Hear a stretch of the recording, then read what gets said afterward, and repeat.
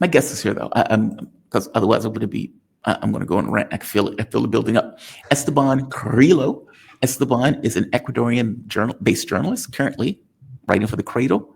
Previously, we titled Sir English, and as I often tell Sarah Bills about DD Geopolitics, the Cradle is fantastic. You guys do God's work, and you've become one of those outlets, kind of like DD, but also where because of your presence on social media, you bring up stories that you may not see otherwise. And in seeing those stories, you can go and look more into the story to get more context for the story, or just read through the article to get the context that you need for the story.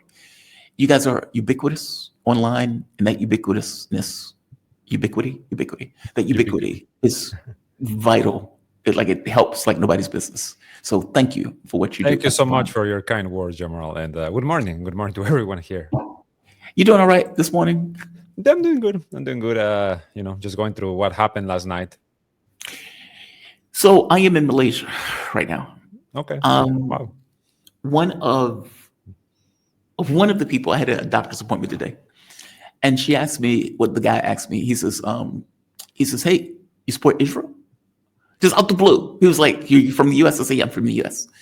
He knows that the U.S. pays 80% of Israel's genocide, and he was like, "So what do you think about that? What side are you on?" Asking me what side I'm on irks me because I don't think it's a side issue. One side, they're committing a genocide. To me, that's not a side issue.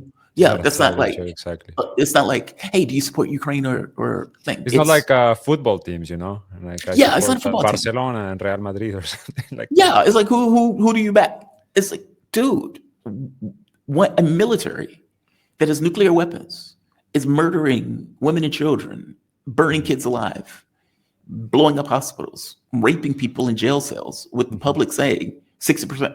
That's fair game to do that. Like, we're talking about a fascist, Nazi-infused society that is just decimating a population that it hates, with the world standing by watching. So the side thing bugged the shit out of me when he asked me that. But he has a point. He's not the first person that's brought that up to me, because I'm from America. And so being from America, they're thinking, well, America's one-to-one with Israel. What is this? Yeah, because the U.S. has picked a side, right? They have made it into a football match. Yeah, that's unfortunate. But that's interesting, very interesting about that. The doctor just comes out and asks you like that. Yeah, it's always creepy to me. I get it, because a large part of the country is Muslim. Yeah. And, you can't even get proper bacon. I'm not going to bitch about bacon. It's like, so when you get pizza, it's like beef pepperoni. It's like, oh, what the fuck is this? No, but whatever. I'm not going to complain about it. Beautiful country. Love the country. I'm going to be here for like 3 months. So obviously I love it. In fact, I think I would even stay longer if I could. But one of the things that has taken place is the bombings in Lebanon. I think Israel has been on a kill spree out the blue. It wasn't like Hezbollah has done anything. It wasn't like, Lebanese military fired a shot in anger. It was just, you people in southern Lebanon need to leave, because we are going to go on a killing spree overnight, knowing full well that they are celebrating a holiday tomorrow. Exactly. They're doing this exactly because they're celebrating a holiday tomorrow. It's exactly, Jamarl. I mean, not even southern Lebanon. You're talking about southern Beirut. You're talking about the suburbs of Beirut, where they dropped over 24 airstrikes. And, I'm going to tell you something, and like, this comes obviously from my experience living in Lebanon. I'm married to a Lebanese woman, a very brave Lebanese woman who, helps me see certain things that I would find difficult to understand. And what happened last night is something that every Lebanese person knows, and that is just terror for the sake of terror. And why exactly? Because it's the start of summer, Jamarl. Right now is the start of summer in Lebanon. You get a very big influx of the migrants, the expats, who come every summer. They come summer and they come on Christmas. It's like what is it? Eid? I don't know the last word. Eid today is, but it's not just like Muslim expats. It's everyone comes for summer. Everyone. Only my wife and myself are not going to go this year, but then it's just like a tradition. So the Lebanese economy, as you are well aware, it collapsed. It's like a complete disaster. So the country, more than 50% of its GDP is remittances. So when you understand that, you understand that the summer season and the holiday season are kind of what drive businesses. People open up new bars, new restaurants, new attractions. The Lebanese people like to have fun. They like to enjoy themselves. And more than anything, they love their country. They have a deep, deep love for their nation, regardless of anything else, of any divisions, of any, you are back the resistance, you don't back the resistance, you want, normalization with Israel, you don't. Most don't, FYI. You love your country, so you come to see it. And what's happening in Israel? In Israel, airlines are canceling flights still. Most airlines are not flying to Tel Aviv. The tourism sector has, nosedived completely. Good. They are. Good. Sorry? I said good. I'm sorry. Yeah, exactly. The displays in the north, I actually haven't seen those figures, but I wouldn't be surprised if the displays are still, displays. They haven't completely returned to the north. I know that yesterday when they launched the attacks, the Home Front Command gave them, orders to the people who live near the Lebanese border to just, be careful, I guess, for any retaliation. That never came, and it's not going to come. So why do they do this? Because they see that in Lebanon. Remember these images, Jamarl, last year, when the flights in Beirut were landing and taking off as bombs were dropping. You could see the missiles or the plumes of smoke next to the airport, and you will see the Middle East Airlines, Lebanon's national airline, taking off. The bravest pilots on earth, literally flying in and out in the middle of a bombardment campaign by a genocidal nation that does not care about civilian casualties. So that is truly the reason why. There's other considerations. There's like this threat that they must disarm Hezbollah or we will continue to bomb. That's what the defense minister said today, trying to, accelerate whatever process might happen internally in Lebanon for the benefit of Israel. And at the same time, as the special envoy, this woman, you must remember her name is Morgan Ortag, was the woman who shook the Lebanese president's hand with the Star of David on her finger. And are you serious? Yeah. If maybe I can find the picture and I'll send it to you internally. But in any case, she gets fired like a couple of weeks ago by Trump in this shakeup that he's doing. It looks like he's purging Zionists or something. Like he's like pissed off. He's purging the what do you call it? Israel first. I'm gonna send you this picture just directly via WhatsApp, so you can see and have a laugh at it. But this is the reason why they do this, right? It's this hatred that they have for the fact that Lebanon, despite being bombed and so many millions displaced, and Lebanon is starting to reconstruct. As you say, today is Eid al-Adha, and it's the start of summer. There's an influx of tourism, and in Israel is the exact opposite, and they cannot live with that, Jamarl. And that is the reason, and somebody else might come and they might tell you something else, and they, that's it. It really is as simple as that. There is a deep hatred of the Lebanese people. It's hatred. Look, Nazis be Nazis. That's the way I look at it. Nazis be Nazis. Exactly. It's hatred like for human life. The Nazis need a reason to kill Jews. Like, meaning, did they need a, if they were going to decimate a village or for that matter, kill Russians? No, they didn't. They hate them enough where they were willing to do it just because they are who they are. So now what they want to do with Lebanon is that, is like continue strangling the country. And just to be clear, this is, I see this video. This is like, these people are fucking lunatics. This is just so people can be aware of some of the things that Israel was doing. And this is Gaza, 70 buildings taken down in 48 hours. Like, that number should be startling to people. 70 buildings in 48 hours. And just to show part of the clips for this. Again, these aren't military targets. The entire point is we just want to flatten all of it so nobody has anywhere else to go back to.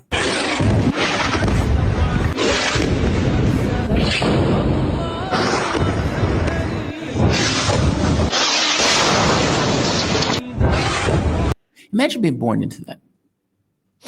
I would only say, I would say to the people of the US, like, you can't afford healthcare, you can't afford groceries, you have to have 2-3 jobs. Well, these are your taxpayer dollars at work right there. These images that we just see, this is where your money is going.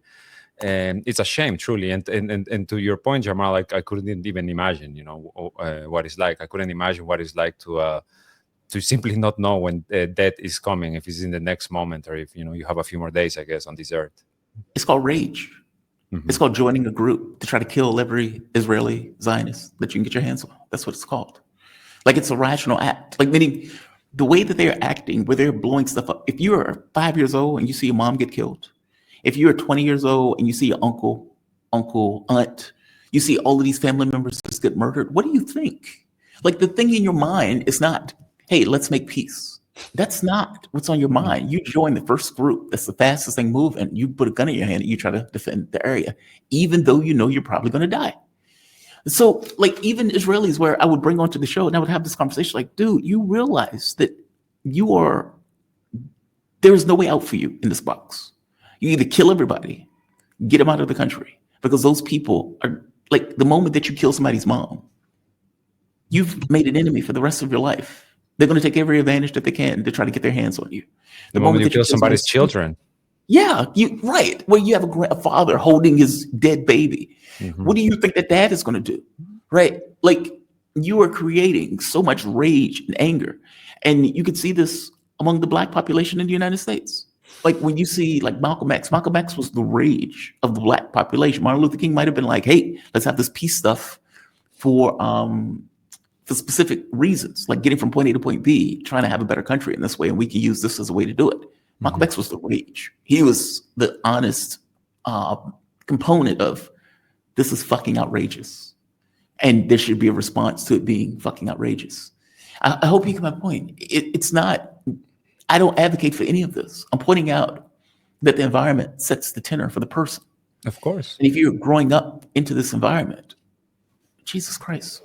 I'm sorry. I brought you on for something specific. I want to get to the specific thing. I'm sorry. I'm running my mouth. Yeah. I'm annoyed. No, it's okay. It's okay, Jamarl. Actually, the only thing I would add is it's what happened on October 7, 2023. Most of these people, the fighters, the Hamas fighters, this was the first time they left Gaza in their lives. Yeah. So why is that? Maybe you should ask yourself that question. I tell to the listeners, why is it this the first time and this the method that they could ever leave Gaza? And who imposed that reality on them for decades, Yeah, for decades. We're talking about like 70 years. And they act like October 7 just happened out the blue. It didn't just happen out the blue. I want to show something for Netanyahu. This is a hell of an admission. And I suspect that this admission is because he had to admit it, right? It was outed by one of his political opponents. So he had to just kind of come clean. It's like, okay. And the way he does this admission is fantastic. It's like, what's the big deal? Yeah, I was supporting ISIS in Gaza. What's the problem with that? So what? What's the big deal? Now, this is in Hebrew, so I'm not going to play it. Well, I'll play it, but I'll read what he said. Basically, he points out, he says, so we operated some anti-Hamas clans in Gaza. What's wrong with that? It's all good. Effectively, well, they were fighting Hamas, so what's the problem? Now, food gangs, that they tried to say that Hamas is stealing the food. Israel was paying for those gangs to do that. It wasn't Hamas. Mm-hmm. You remember at the beginning of this whole thing, the first few days of the genocide, when Netanyahu, anytime there would be a camera pointed at him, he would say Hamas is ISIS, and nonstop, right? Now, this with what he admitted is we are funding ISIS in Gaza because these are ISIS-linked gangs. This is the guy, the head of this gang his name is Yasser Abu Sharaf. He operates under Netanyahu's direct orders. This is according to Haaretz. Netanyahu authorized the arming of this gang with ties to ISIS. Also, according to Haaretz, they're using Kalashnikov rifles, giving them, body armor. They work in an area of Rafah that is they operate out of an area of Rafah that is under the control of the Israeli army.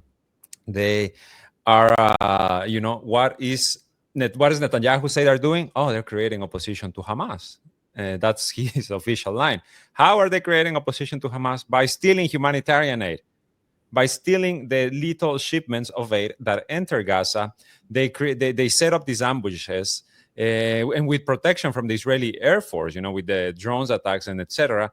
They managed, to to just take the aid and then resell it in the black market for their own gain, not just their gain, for the gain of the Israeli army, for the Israeli army commanders who are part of this scheme. So that's what they mean. That's the translation here, from Hebrew to English, let's say. When Netanyahu says to create a position for Hamas, he means to perpetuate the famine conditions in Gaza, while the army is, coming up from the north, flattening everything, as those images you just showed make evident.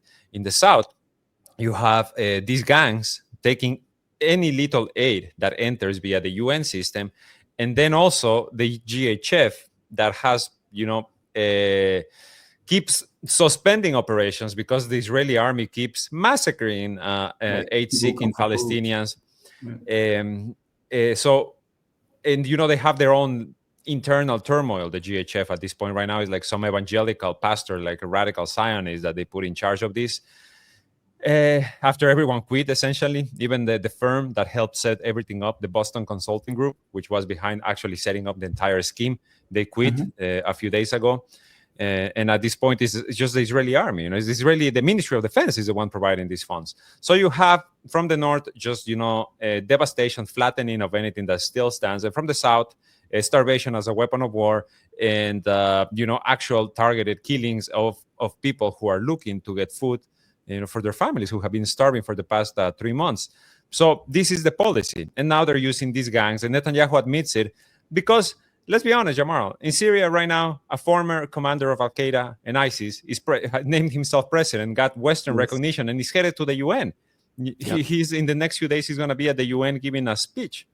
So if Netanyahu coming out and saying, oh, yeah, I'm supporting these gangs, it's not that, it's like we've gotten past that point. And sadly, I feel like that's really one of the worst legacies of allowing this Holocaust to happen in the way that it has.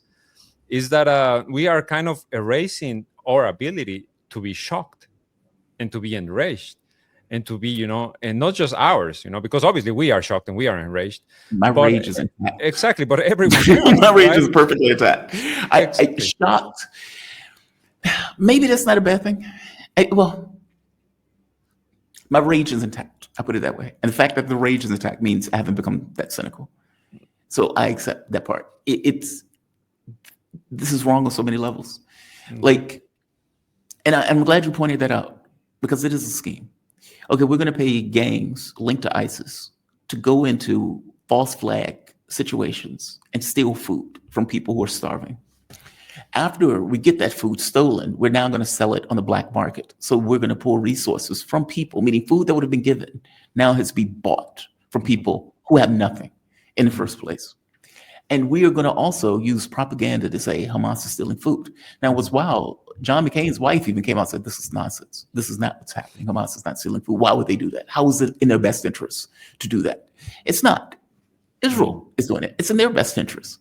And so the scheme is disgusting. And then when people come to the GHF thing, and let's be very clear, that corporation those people didn't leave because the immorality of it. They left because public outrage over it. Meaning the moment that you see people coming out to get food and those people get shot at and people are like, whoa, how are you shooting at starving people? It was that. It wasn't.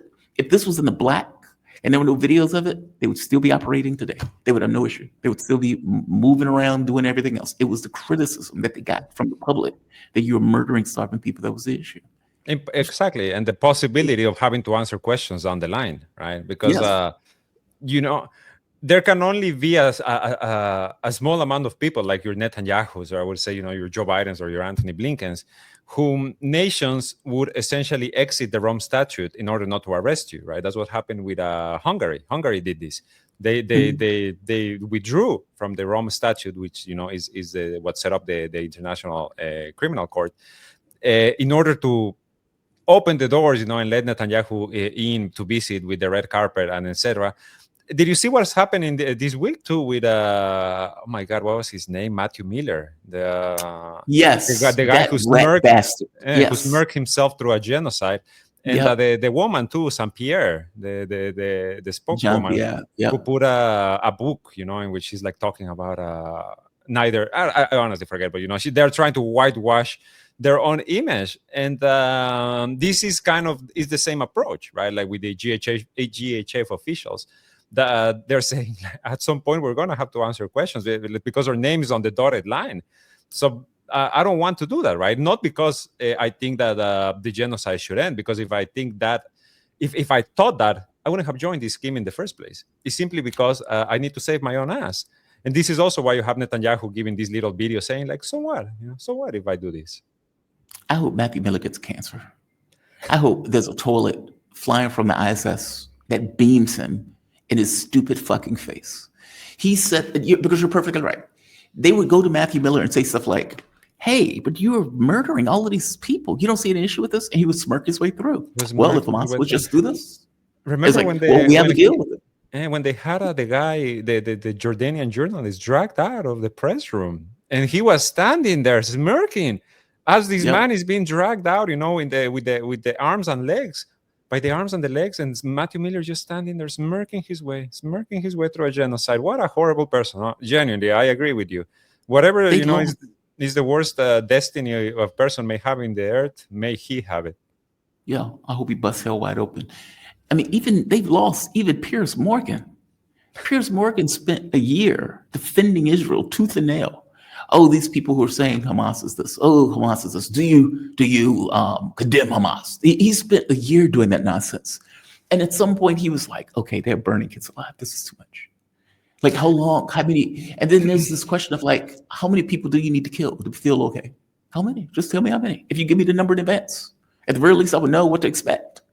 That was the question since the start, right? Since around November 2023, I would say that was the question that in all of our mouths, right? Like we were the ones saying, like, how long until we actually see condemnations? How many dead children? Well, now we know. Now we know that Piers Morgan can only take about a year and a half. 100,000, like, right? 150,000 people. Piers Morgan's like, okay, this is too much. He can swallow that much. After that, he says, no, I cannot anymore. Same for Macron. Emmanuel Macron, same for the British government. David Lammy, who just a few months ago was in Parliament talking about the raped babies or the beheaded babies, all of these fabrications. And now they have to pretend that they care. They have to pretend that they care about the Palestinians who have been being massacred. And we got our answer. We were wondering a year and a half ago, how long is it going to take? Well, now we know. It took about 18 months. That's how much they can take of this. And not even like for them to take action, mind you, Jamarl. Because what action have they taken? Saying a statement, saying a criticism, that's not action. That's not action. That involves a bit of courage, I would say, but not at this point. It involved courage back then when it started. Yeah, exactly. If you look at the polling in those countries from the perspective of Israel, 50 points underwater. 60 points, 40 points underwater. In all of those countries, Israel is underwater in regards to the way the public is looking at them. Exactly. Those European leaders believe in that project every bit as much as the United States. They are saying they're doing the Joe Biden approach of image management for public consumption. It has nothing to do with reality. They love their little colony. Many of these white Europeans that go to Israel, where they're building their little base in the Middle East. And from their point of view, this is our white world in the middle of the Middle East in order to break up the Arab republics. That's all it is for them. And so I don't believe for a moment that these guys believe this stuff. They're just, wow, our populations are now turning against Israel. Maybe we need to give public statements. What happened in the Joe Biden administration after the fact where Israel outed what they say, thank God Joe Biden was in office, because Joe Biden didn't do anything in regards to the conflict, regardless of him complaining about it the entire way through. I think the same thing's true for Europe. At least Trump is honest. There is obviously a level of honesty with Donald Trump, and a horrific honesty, I would say. But remember the AI video of Gaza, what he released. This is not a man who wants peace. This is not a man who wants, the rights of the indigenous people to be respected. This is a man who wants Trump Tower to be built. That's his desire. But today the U.S. sanctions 4 ICC judges for investigating the genocide. So. At the end of the day, the next step here, it's making sure that international law is upheld at some point. Because if not, it's going to be, anarchy across the world for all of us. Anyone can be just persecuted, or I don't know, like like maybe they'll start doing drone strikes on people because everything's justified now. There's no such thing as international law. Exactly. I've never believed that there was such thing as international law. Who's the Leviathan? Like who's the doombringer in this case when you're dealing with big states? Like the ICC didn't go after the United States when it went after Afghanistan. How does the ICC justify the U.S. going after Afghanistan? I mean, Afghanistan is a party to the Rome Statute. Yeah. The U.S. was murdering civilians left and right.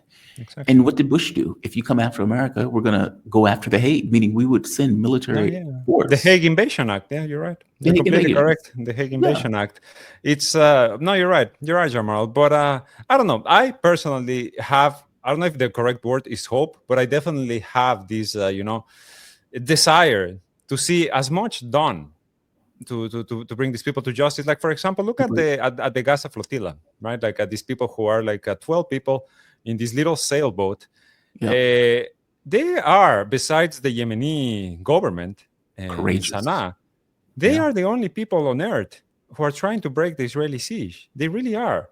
And I think it's even more telling about the situation, the catastrophic situation that we're talking about, that on their way to break the Israeli siege, they have to pick up Sudanese migrants who are drowning in the middle of the Mediterranean Sea. Astonishing. My goodness. I mean, like, how many things are we really not talking about? You know what I mean? Like, how many things are we just glossing over while we, obsess over Elon Musk accusing Donald Trump of being on the Epstein list, which we all knew already. Where's the shock there? But should sue the shit. By the way, Trump should sue the shit out of him if that's not true. Did? Oh, like that's so big, right? So like the man who runs Twitter is effectively calling you a pedophile. Okay, how do you sit quiet with that? Meaning, if that is false, sue the shit out of him. If it's true, oh well. One last point before I let you go. Will there be consequences for that coming out against Netanyahu? From my understanding, there was a video, there was an audio clip that was released with either somebody in Netanyahu's parliament talking about getting the what is it, Hasidic Jews in the military? I may be saying this wrong, so forgive me if I am. The Haredim, the ultra-Orthodox. The ultra-Orthodox Jews into the military. And apparently they got very pissed off when that was released. Yeah. Is there consequences for Netanyahu with this taking place, with him coming out saying, yeah, of course I was arming ISIS. What is the big difference? What is the big deal? They were fighting Hamas, so everything is justified. And with that group, the ultra-Orthodox, effectively who does not want to be in the military, getting a clip out, which apparently pissed them off royally. Are there consequences for this for Netanyahu? Possibly, today the ultra-Orthodox that are part of the government coalition, they said that they're moving forward with an effort to dissolve the Knesset and essentially, force snap elections over, as you said, Jamarl, the draft orders that the ultra-Orthodox are getting, because although they represent about 18% of the Israeli population, they do not have to serve in the army if they are doing religious studies, but obviously, with a genocide going for more than a year and a half, and reserve is getting 5, 6, 7 call-up orders to enter Gaza, they are having a manpower crisis, and they are trying to draft the Haredim, and nobody's going, because the leaders, the religious leaders and the political leaders from the ultra-Orthodox are telling them, don't do it. You have to dodge, you have to draft dodge. That's the only option here. And Netanyahu, because he needs them for his coalition, is trying to protect them. But there's only so much that he can do to protect them, because now the Attorney General is sending more draft orders, and the army is also, growing increasingly more stressed out, I guess. Exactly, pissed off about this whole situation. And Netanyahu is just there, caught in the middle. But as I always say, Netanyahu is sadly the world's wiliest politician. And this is a man that I feel is going to land on his feet no matter what. Let's see how much longer, because I feel like his grip on power, he's not going to finish his term. I find that like impossible. I think for sure this is going to collapse before the end of his term. I don't think so. You don't think so? Why? Because if he doesn't, he's going to jail. I mean, they're going to prosecute him.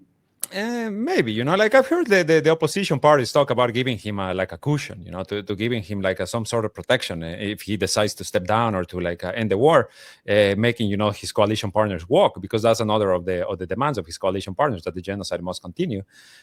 So I feel like at some point, all of these pressure points are just going to become too much, right? Like the fact that there's still Israeli soldiers getting killed in Gaza, the fact that the Haredim are not being drafted, the fact that there's this scandal, the Qatargate scandal, that keeps and more information today. More information came out, like pointing about his aides taking money from Doha. The corruption trial, right? The corruption trials that he started his presidency with, his premiership with.